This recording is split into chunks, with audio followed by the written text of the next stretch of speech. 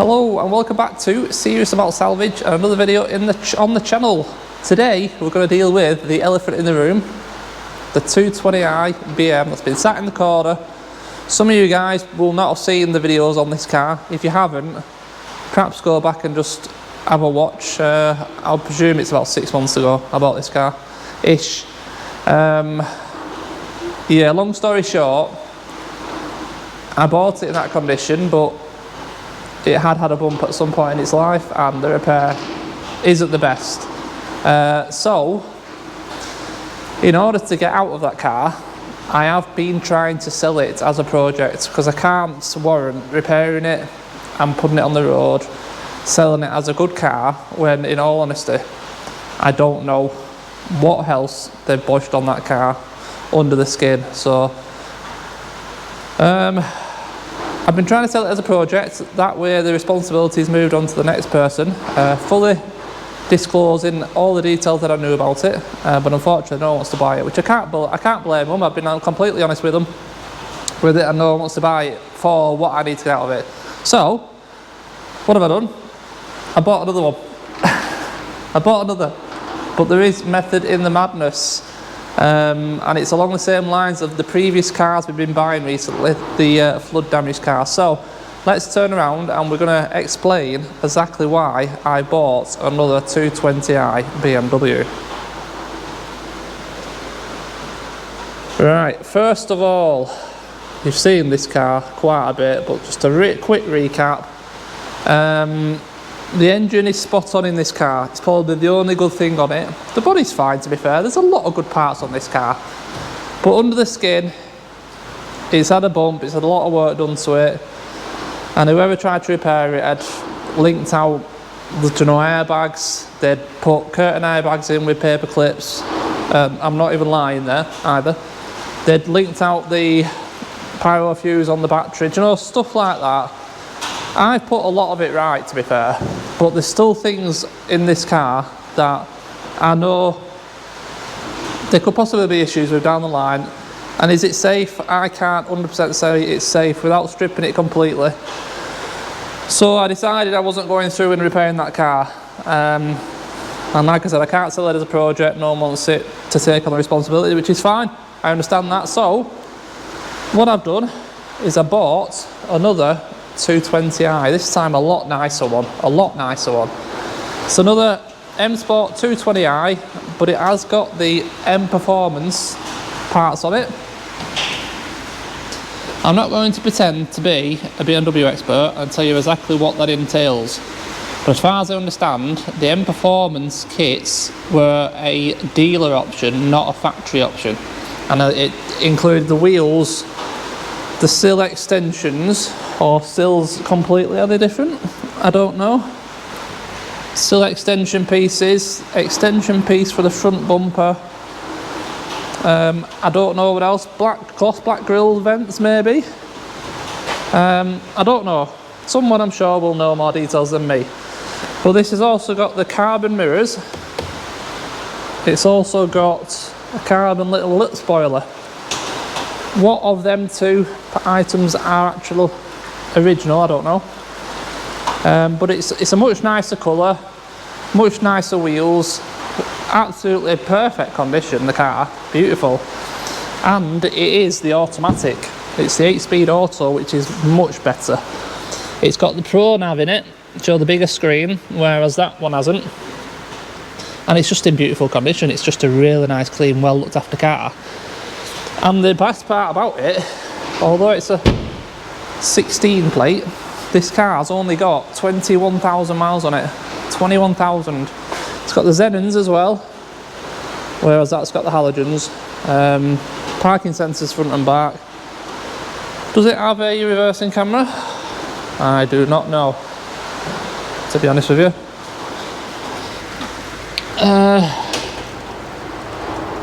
No, it doesn't. It hasn't got a reversing camera, but it is a really nice, well-spec'd car. I will at some point power it up because it's got a flat battery, but inside here it is very clean, yeah. And it's got the proper steering wheel on it. which for some reason that one hasn't, which has been causing a lot of electrical issues on that car. So I think you probably got the gist of what I'm doing already at this point. But let's open the engine, mate. In fact, we'll do it on both.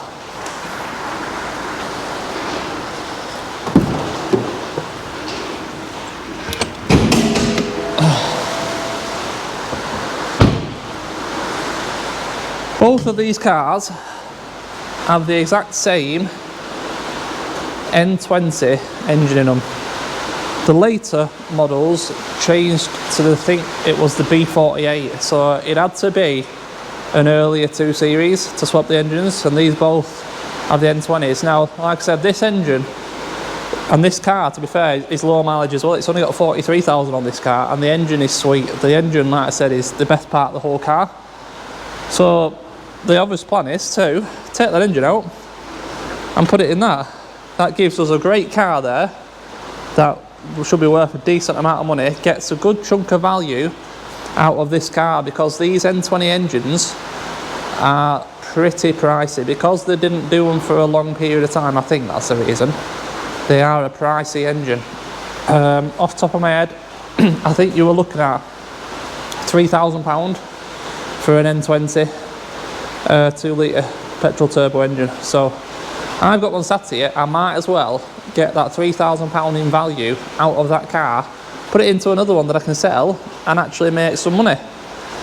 Then I can list the rest of this car as braking. I mean, if someone wants to buy it whole minus the engine, fine, but the car can then go up for braking, because at the end of the day it's sat in this corner long enough already. It can sit there another 6 months while I slowly sell bits and pieces until I'm happy that I've got enough value out of this car that the rest I'll probably just end up scrapping, just to get it out of the way. But there is a lot of value in this car still. All the panels, the bumpers, you know, the wheels, all the suspension, there'll be a gearbox. The gearbox isn't worth that much, funnily enough, but there's a lot of stuff of value remaining on this car. And it is a shame, because, like, looking at it, there is very little wrong with it. But what's hiding beneath the skin is what concerns me, and I will show you one little thing. Now, I don't know for definite, but both these front seats, I can feel a ridge there on the inside. They have like a box with a plastic lid, and when the airbags blow, they fracture the plastic lid. And to me, it doesn't feel like they've put an airbag back in that seat. They've just stitched it back up. Now, there's no code on the seat, in all fairness, so maybe they have. But because of the other things that I've found on the car, I just can't trust that there actually is an airbag in there without cutting all the stitching, but then the seat's no good. So I don't know. Like I said, there was so many things with this car. I'm just not prepared to put it out there with my name on it. It's as simple as that, really, because heaven forbid something would happen and the airbags didn't go off for some reason. Yeah, it wouldn't be a very good position to be in. So that's what I'm doing. That's going to be broken. The engine's going in that one, and everyone's going to be happy, including me, because that's going to be a beautiful car. So first of all, the obvious thing to do is to put this white one on the ramp and take this engine out. The white car can then get pushed back into this corner. The blue one can then go on the ramp, that engine out, that engine will be sat here, ready to go straight back into that. So that's the most easiest way to do it, isn't it? And again, looking at it, especially with these obviously rear-wheel drive BMWs, the engines are longitudinal, I think the word is. So you do end up with a lot of room, well, quite a bit of room. I mean, if you look at the size of this airbox, you take that out, you've got, what, buddy, 10 inches between the engine and the radiator pack in front. You're going to be looking at obviously taking all of the scuttle out, because down there you'll need to get to the bell housing bolts if we decide to leave the gearbox in. I mean, on the white one I'll probably take them out together because it's going to come out anyway. On this one, obviously bear in mind this is the auto, I might attempt to leave this one in, and we'll have to deal with whatever the difference is between the fixing points between the manual and the auto when we get to that point. There could be a little spacer, could be exactly the same bell housing, you just don't know till you get to that point. But briefly just looking at it now, they don't look to be all that difficult to remove. Just whilst we are on this blue one, I know a lot of you are quite interested in what's happening to these engines. Now obviously this is a flood engine again. There's no point messing with this engine because I don't know if you'll see it, but I can see down on the side of the block down there, I don't think you can see it. No, I'll have to show you when the engine's out, but basically there's a big hole in the side of the block on this engine, so it's swallowed a load of water, and it's then tried to throw a rod, I would presume, out the side of the block. So there's a big hole in the block down there. So yeah, this engine is scrap. The head, might be able to take the head off, sell the head maybe. I'll have to have a look at it when it's out, but it's taking in a decent amount of water, this one. So yeah, that's the plan, that's what I'm doing. Should be quite an interesting little project. Filmed over a couple of videos maybe, we'll have to see how we get on with time wise, but yeah, let's get this one on the ramp and then we can have a look under it, just to get a gauge on how difficult it's going to be to get out, and then we're going to get on with it. Right, we're on the ramp. I've made a bit of a start, just removing some bits and pieces from the front of this engine bay, and you can see just how much room we've got already. Lots of room, and it wouldn't be a big ordeal just to remove the fan housing and get another 100 or 3 inches if we need it. Basically that is the pieces I've taken off. You've got radiator pipes, intercooler pipes, intake and the airbox, and that is it. That is, like I said, that's given us all this room, which is yeah, great really. So just looking at it now, I'm thinking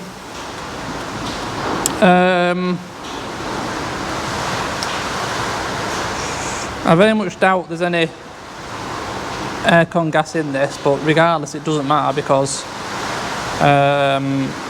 this car's not going back on the road. So disconnect aircon pipes.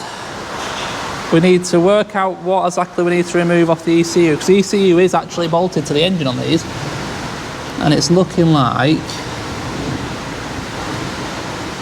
these two big cables. So you've got that,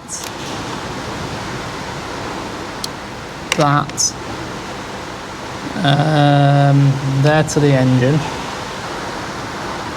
Something, I reckon probably them 3 and them 2 maybe.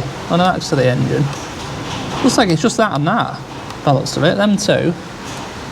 I'll work out the rest, but yeah, disconnect the wiring from the ECU to the chassis.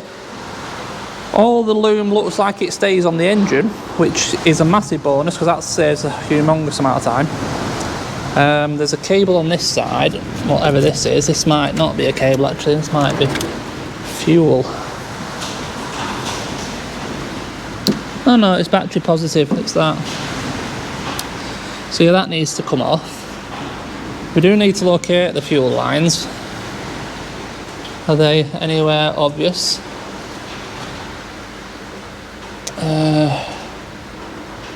That could be down.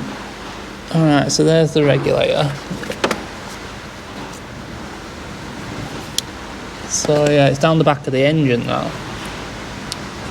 So that needs investigating underneath. That'll probably have a plug underneath somewhere, a connector.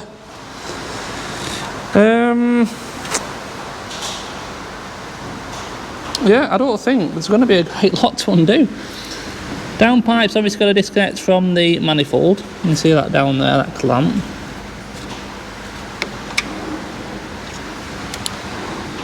Yeah, but like there's no drive shafts for the front, so obviously it's rear wheel drive. My thought is engine and gearbox are going to come out together, so we'll disconnect the prop off the back of the gearbox, disconnect the gearbox mount at the back, disconnect the two engine mounts, and then literally I'm thinking it's going to come forwards a bit, then it's going to tilt and it's going to come out together, the whole thing. That's the plan. So we'll probably whip the bonnet off as well, unless we can get it to hinge higher. I'm not too sure. I think these do actually hinge higher. Just have to take the struts, the actuators off. And it'll all come out in one piece, hopefully. That's the kind of plan. Yeah. So I'll plod away a little bit more under here. But like I said, I don't think there's going to be a great deal we need to disconnect. What are them? Yeah, a bit more investigation work I think is in order on this, but it's moving forwards. Now up top, I think we have finished with the ECU wiring. You have just the one plug that comes back this way, and then which one was it? The other end comes off the actual car side and just flops on the engine. So that's all the wiring dealt with. The actual fuel line was very easy to get to. You can't see anything down here, but just literally right at the back there, there's little like you push in. Where is it? It's there. See that? I've just tucked it out the way. There. It's a push fit, so you just push that in, pull it back off a metal pipe, literally just down this little section here. That gets rid of that. You've got your two Lambers connections, which is this one and this one. That's the engine side. The plugs I've just pushed back down the back of the engine. Other than that, everything else is very easy to get to. So in terms of engine mounts, we'll just have the two front engine mounts. If you look right down there, that rusty little nut, that's going to come off. I'll try and point at it. That's going to, we'll leave the actual mount to the subframe. So we've got that nut, a nut on the other side, and then obviously we'll have the mounting for the gearbox at the back of the engine. And in terms of up the top, that's all we need to do. It's very easy. Underneath we're going to have the clutch slave we need to disconnect. Do I need to? No, I'll do that in a minute. Yeah, the clutch slave to disconnect off the gearbox. There's some skid plates we need to take off. I don't know what else, I'll be honest with you, until I have a look under there. So let's have a look what we're dealing with.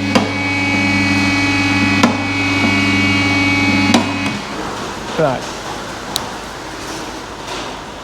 what we got? So this little skid plate's got to come off. There's the back end of the gearbox. This is your prop. So we're going to disconnect the prop from the gearbox. We've got to disconnect the shifting mechanism, which is up there. Not too sure exactly what I need to do with that right now. All the wiring's going to stay on it because it's part of the engine loom. I can see the slave down there. We've got an earth strap. We've got the brace for the downpipe. And that looks about it. So it's a very simple engine to remove by the looks of it. As long as it all goes to plan in terms of lifting forward and up at an angle and coming out with a box on it. Which we will see. Yeah, so I'm going to get on with all these bits and pieces. Not going to try and do too much time lapse on this one. And we will just video the engine coming out, I think. The next up, I think. Yeah, let's continue. Right, have I just had some fun? It's moved and the engine is out. Can you believe I didn't know this? There is no lifting eyes on this engine. I'm telling you in a partial lie there, because there is one right round the back on the gearbox. Well, it's not on the gearbox, on the engine, sorry, on the engine. But you can't see it when it's in the car. I had no idea it was there, and it wouldn't have helped me anyway. The other lifting eye on this car is down this, down, see that threaded hole there? Right. You're supposed to screw your towing eye into that hole. But the towing eye doesn't fit. It's the wrong size. It's way bigger. Now I did some research, and that hole there matches the towing eye from an E90, I think, did it say? I think it said an E90 or E39. I can't remember now.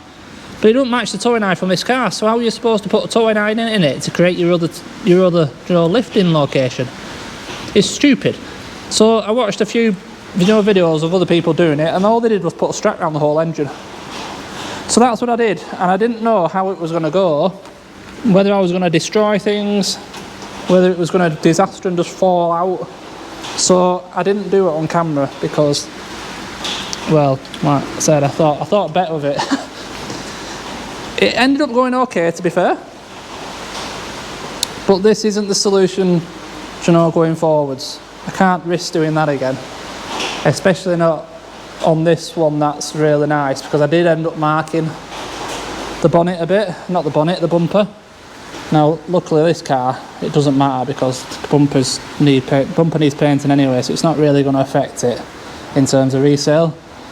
But the last thing I want to do is do that to this car. So my idea on this one is to actually leave the gearbox in place. Reason being is because it's bloody massive. It's huge. If I leave gearbox in place, it'd be a lot easier to manage just the engine and lift the engine in, and obviously lift that one back in afterwards without the gearbox on it. It was very sketchy with the gearbox. It was so back heavy. It was like that. The straps were trying to slip off.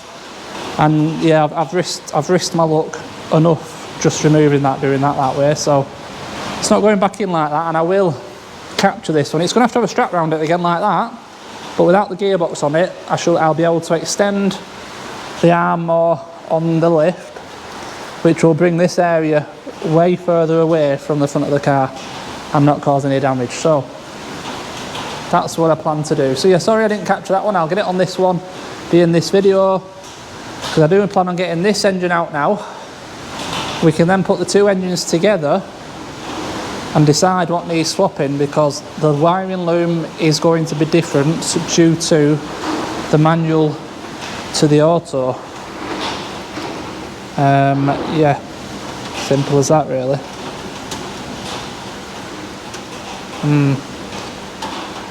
So we may end up having to swap everything over. I'm not sure exactly how far we're going to have to go with it, but that is the plan. So up top first, I'll have to strip all of it out again, just like I did on the other one. It doesn't take long. And then below, we don't have as much to do, because obviously when I leave this mount in place, it's just going to separate on the bell housing against the engine. Now, torque converters, you have to separate as well from the flywheel. See that bolted there? Obviously you'll keep, there'll be, I don't know, there's going to be 6, there might be 6. So you get one in the hole, take it out, rotate the engine or the prop till you get your next bolt hole, take that out, and you keep going round until you've got them all out. Alright, that's the easy part. My plan is to remove, like I said, remove everything up top, and then get to the point where I will lower the engine as far as possible. I'm going to have to prop up the gearbox from the floor right down, down this level, just enough so I can climb in and undo the last couple of, I'll leave 2 bell housing bolts in until the last, so I'll undo them 2 last, and then literally engine out, and that'll have to just stay propped until the engine goes back in. I mean, it's a bit hard to explain what I actually mean, but on this one I'm also going to remove the fan housing straight away because I ended up doing it on this for the extra little bit of room. That shouldn't be shut.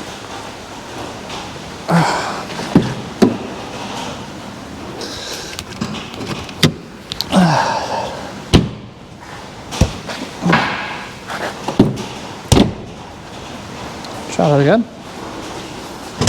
Look better. Yeah, I took out the fan housing, give us that extra, like I said, 3 inches, and that's pretty much what we're left with in this one. Unknown to me, the actual gearbox mount had broken. If you look right back there, the 2 holes at the top, that one's okay, that one's ripped out completely. So like I said, there was other things on this car that I didn't know about, and it was just too much of a risk. But there's so much stuff in here actually of value. We've got the car, we've got an electronic steering rack. Yeah, there's loads of stuff basically, so I don't think it'll be too difficult to get what I need to get out of this car in terms of value. Anyway, car's going to come down. I'm going to get the front top of this stripped out.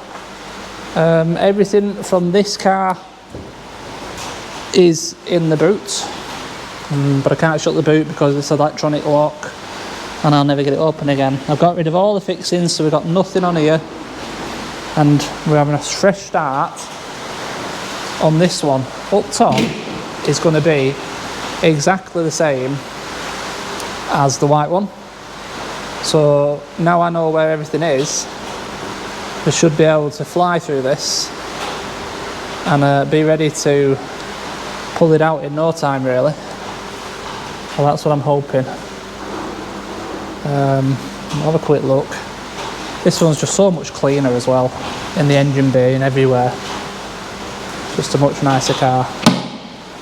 So yeah, again, airbox, all the scuttle out, disconnect the wiring from the ECU and whatnot, intake pipes, radiator pipes, dump the coolant, and then I will get some soaking things down. I've got a bag of them over there, but I didn't want to because you can't catch it all, it goes everywhere, and why dry it all up just to dump an overload of coolant? So when this coolant's empty, I'll put some drying salt things down. Downpipe disconnected. Yeah, just the same basically. Same scenario as the last one. So I'll get on with that a little bit, and we'll see just how far we can get with the rest of today.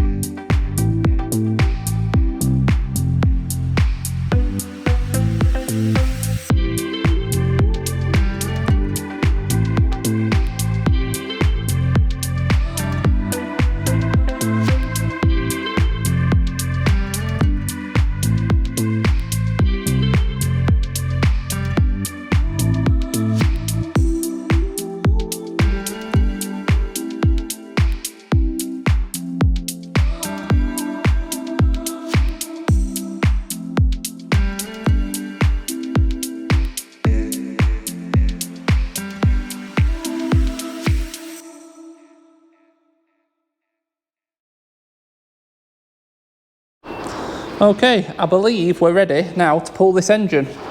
It was extremely difficult getting to the bell housing bolts to disconnect the gearbox from the engine. So your gearbox is right down there. Trying to get them bolts out was fun. I've left one in. You should just be able to see it at the top. It's just finger tight. And now what I want to do is lift.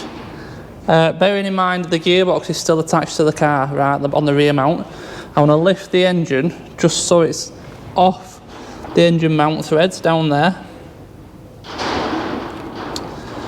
And then at that point I need to then raise my jack, which is positioned directly under the gearbox, to support the gearbox and hold it in that exact position. At that point then we can remove the last bell housing bolt, and in theory the engine should come forward then off the gearbox, up and out, and the gearbox should remain in the exact correct position, ready to do the reverse with the new engine down into the bell housing, get a fixing in, and then drop it down to its mounts. Does that all make sense? Because the engine can't come straight forwards because it's on the engine mounts. Yeah? That's what I'm trying to do. Whether it works in practice is another matter. And I must stress, this whole strap around the engine business is not the correct way to remove this engine. Don't do it. I'm just doing what I have to do. If you choose to follow what I'm doing, it's your own fault if you break something, because there's a high risk of something going wrong here, trust me. But it's all going to be on camera so you can see exactly what happens this time. And as you can see, well, I don't know if you can see, turn it a bit that way, set. There's plenty of room this time in between the grille and the jack, so hopefully we don't cause any damage to this one, because I don't want to do that. I'll get you back there. Oh, you could see it anyway. Right.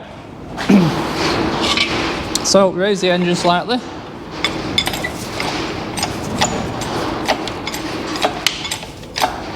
See if anything breaks. It's got to come high enough to come off the engine mounts, which I believe it is. Just about. I've got the air con pump down here as well, and the cooler pipes for the gearbox I need to be cautious of. Now, that's just off this one. It could do with coming up just a touch, but it's fighting the bulkhead now.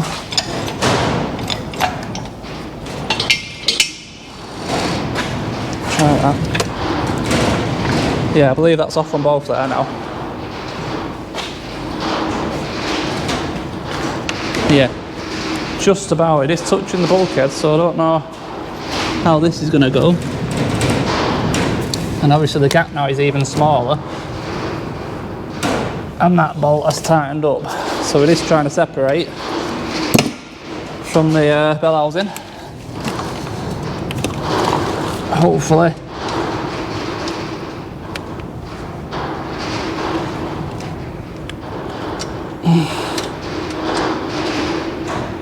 oh, I can't get it now. I can't get it undone.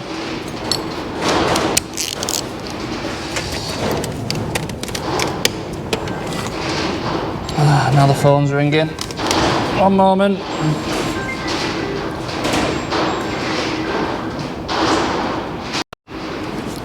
Let's have another go. I've put volume on this, haven't I? Yeah. For a second then I thought I'd forgotten to turn the mics on. The microphone on.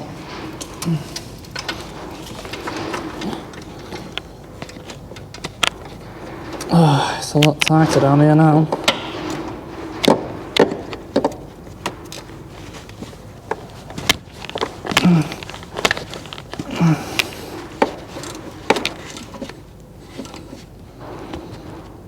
I haven't raised the jack.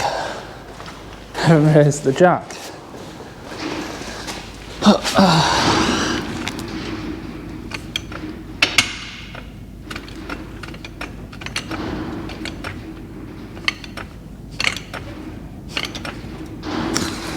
Okay.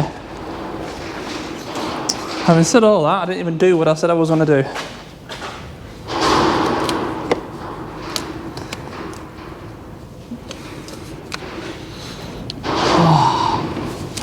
Alright, check this bolt out.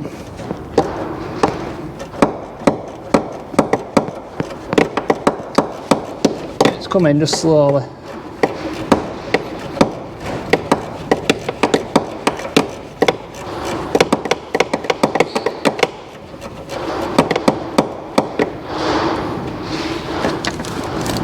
Hopefully now that's finger tight. Yeah.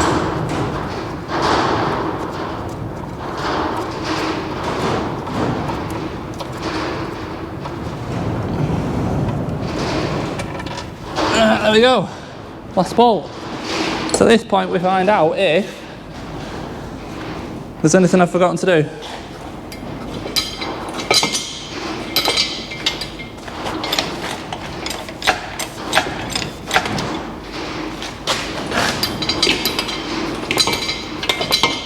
It's pretty tight in there, isn't it? It started to come away from the bell housing.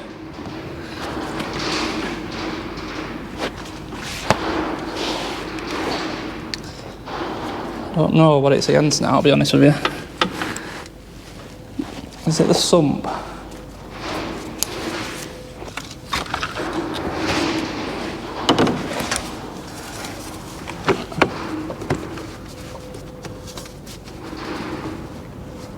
I don't know. Ugh.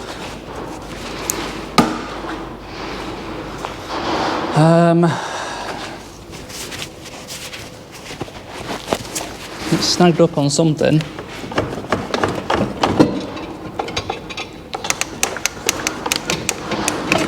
That's it, it's come off now.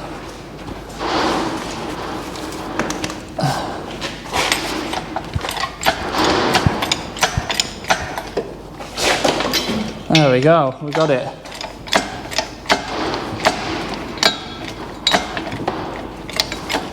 So I said I'm having to be careful on this side, because I've got these cooler pipes that I do not want to damage. There we go. And the aircon pump. It looks like everything's off.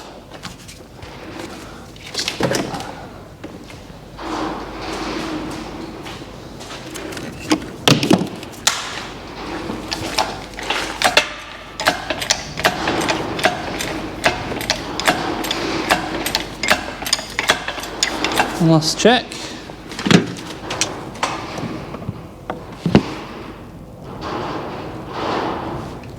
Yeah, I think we're good.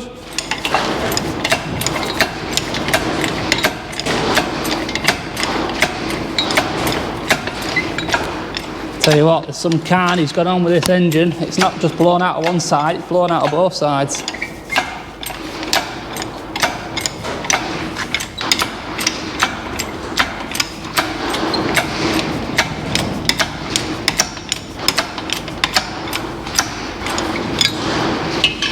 It out.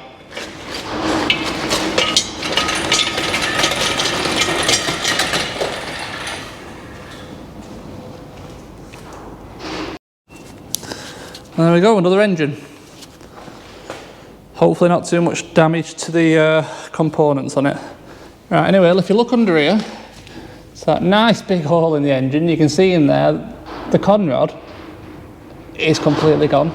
It's disintegrated, so it's blown out of this side. It's even got a hole up there, and then round this side we've got another hole. So yeah, that engine, I mean, it's cracked there as well. It's cracked the sump somewhere there. Yeah, it's that's had some good amount of water in there, that is. What's the turbo look like? And it looks good. Ah, it feels perfect. Yeah, feels good that.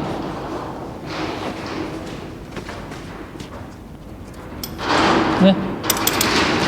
Very good. So that's it. Both engines are out. Now, I'm pretty sure we're going to have a issue with the wiring loom, because I've already noticed we have, where is it? I threw it on top, didn't I? Yeah, it's up here somewhere. Where is it? It's going to be this one. There. This plug is for the automatic gearbox. And as you can see, obviously, if you follow it, this goes straight into the main loom of the engine. And if we look at the same place, so if we look at that joint there, on the back of this engine, there, comes down, and then on this one, we have this one, which is that, and that goes over there somewhere. So, yeah, there is a difference in the wiring looms, so we're going to have to swap them over. I'm kind of hoping nothing else really, just the loom. I know this engine runs good, you see, so I don't see any point taking any other components off it. It's only got 43,000 miles on it. This one, have a little twizzle of that turbo. Yeah, it feels beautiful. I'll obviously have a good look over both of these now, side by side, and compare them. Work out exactly what we do need to swap over. But fingers crossed, like I said, it's just going to be a case of whipping off the gearbox, take the clutch kit off it, refit the flywheel for the auto box, that one, onto there, and swapping over the engine loom. That's the kind of plan. That's what I'm kind of hoping to have to do.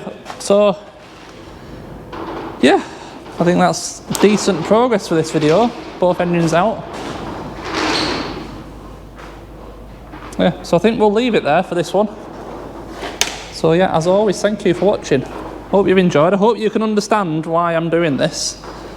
And yeah, we're going to end up with a really nice car, and I can then commit to actually braking that properly. I never listed it for braking, you see. I always hung on to it because it ran and drove so well. It was a bit of a shame.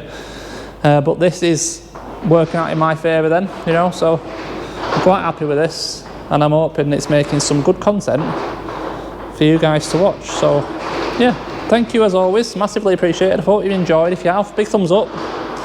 Don't forget to subscribe if you haven't already for the update on, well, this project amongst others. And yeah, I'll see you in the next one. Cheers.